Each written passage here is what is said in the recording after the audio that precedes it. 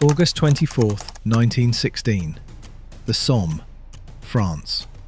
The village of Highwood, a small forest that has changed hands so many times the trees no longer stand. Somewhere in the Savoy Trench, 10 British soldiers are doing something that should be impossible. They have been firing the same 10 guns continuously for 12 hours. The barrels have been swapped out over and over. Men have carried water to the guns in petrol tins, in buckets, in anything they could find, because the guns drink water the way a steam engine drinks it, constantly, greedily. The earth around the gun positions is carpeted with spent brass. The gun crew's hands are raw, their ears have stopped working properly, and they have not stopped firing once. By the time they cease at 6 in the morning, the 100th Machine Gun Company of the Machine Gun Corps has fired almost 1 million rounds of .303 British ammunition. A single gun, commanded by Sergeant Dean, has put through 120,000 rounds on its own. According to the after-action report, across all 10 guns, there was not a single noteworthy mechanical failure. German prisoners taken from the receiving end of that barrage used one word to describe it: annihilating. The gun that did this was not new. It was not experimental. It was not cutting-edge technology rushed to the front to win a desperate battle. It was a water-cooled, medium machine gun that had entered British Army service 4 years earlier, built on a design first demonstrated in a London garden in 1884 by an American inventor who had been told, somewhat bluntly, that the fastest route to fortune in Europe was to invent something that would help Europeans kill each other more efficiently. His name was Hiram Stevens Maxim. He took the advice seriously. To understand why the Vickers existed, you need to understand what Maxim invented and why the British decided to improve it. The Maxim gun, patented in 1883 and demonstrated in 1884, was the world's first truly automatic machine gun. It used the recoil energy of each fired round to eject the spent case and chamber the next, feeding from a fabric belt, firing continuously for as long as ammunition and cooling water were supplied. No hand cranking, no operator-driven mechanism, just sustained automatic fire at up to 600 rounds per minute. It was revolutionary, and for a decade the British used it as an instrument of empire across Africa and Asia. But it was heavy, complex in places, and built from the metallurgy of the 1880s. In 1896, Vickers purchased the Maxim Company outright. Their engineers took the original design and rebuilt it from first principles. They inverted the toggle locking mechanism, which was the cleverest single change, making the whole action more compact. They replaced heavy components with parts machined from high-strength steel and aluminium alloys, reducing weight significantly. They added a muzzle booster to improve the reliability of the recoil cycle at lower temperatures and with varying ammunition quality. On November 26, 1912, the British Army formally adopted the result as the Gun Machine Mark I Vickers 303-inch. Every soldier who ever fired one simply called it the Vickers. The engineering at the heart of the Vickers was its water jacket. The barrel sat inside a steel cylinder containing 7.5 pints of water.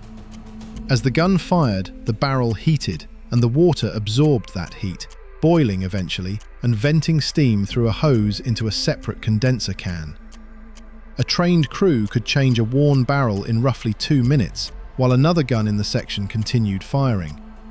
This system allowed the Vickers to sustain fire that would have destroyed any air-cooled weapon inside minutes.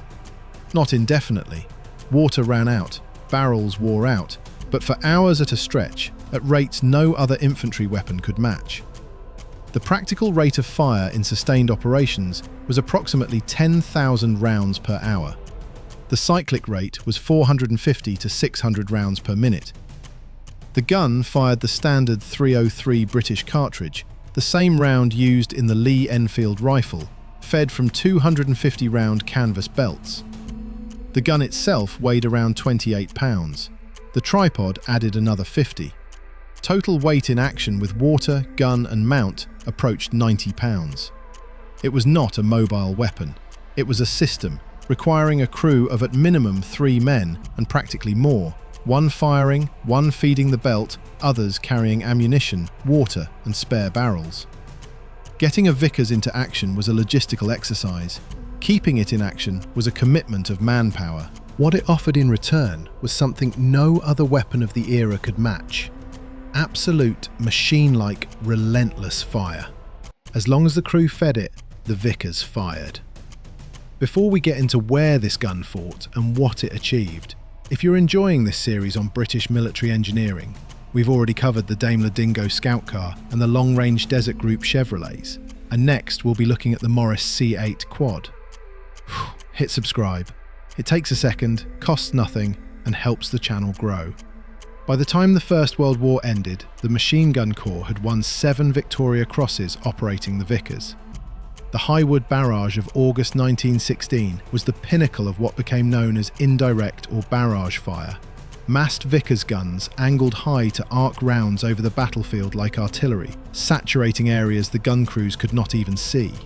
It was a use of the weapon its designers had never imagined, and it worked because the Vickers was reliable enough to be trusted for 12 continuous hours without a breakdown. The gun carried that reputation directly into the Second World War. At Dunkirk in 1940, Vickers crews provided rearguard covering fire while the BEF evacuated the beaches, with some detachments firing until they had no ammunition left and no means of escape. In North Africa, the Vickers equipped the machine gun battalions of the 8th Army, used to fix German positions while armour and infantry manoeuvred, and to protect the flanks of the kind of columns the long-range Desert Group was threading through the desert hundreds of miles to the south. In Burma, where the conditions broke most equipment in weeks, Vickers guns kept working in humidity and mud and heat that corroded and jammed everything around them. At Kohima in 1944, Vickers guns on the surrounding ridges provided suppressive fire into Japanese positions at ranges exceeding 3,000 yards. The gun's nearest rival in the German army was the MG-08, itself a direct copy of the original Maxim design. It was broadly comparable in sustained fire capability, similarly water-cooled, similarly crew-intensive. The Germans then leapfrogged that entire category with the MG-34 and later the MG-42, air-cooled guns with very high cyclic rates and quick-change barrels, designed for a completely different tactical philosophy. Where the British built doctrine around sustained, deliberate, precisely ranged machine gun fire, the Germans built theirs around volume and tactical mobility. Neither approach was wrong, they were solving different problems. But the Vickers outlasted both the MG-34 and the MG-42 in British service by decades. Then there is the 1963 test. By that point, the Vickers was already over 50 years old and slated for eventual replacement. A pre-1920 gun was rebuilt and taken to Strensel Barracks. The British Army had approximately 5 million rounds of Mark 7 ammunition that no longer met current specifications and needed to be disposed of. The method they chose was characteristically direct. They fired all of it. Working in pairs, switching every 30 minutes, with a third man shoveling brass, they fired for 7 days straight. Barrels were changed on a regular schedule. When they had finished, the gun was disassembled and inspected. It was found to be in working condition. 5 million rounds, one gun, still functional. If any weapon has ever earned a reputation, the Vickers earned that. The gun served the British Army formally until March 30th, 1968, its final operational use coming during the Aden emergency in the Radfan. 56 years of uninterrupted frontline service. It was replaced by the L7A2, the British variant of the Belgian FN Mag. A fine weapon, but the Vickers had been in service long enough to have fought alongside soldiers whose grandfathers had used its ancestor in the colonial wars of the 1880s. 1916, Highwood, the Somme. 10 guns, 12 hours, 1 million rounds. Not a single mechanical failure. It never broke down. It just kept on firing and came back for more.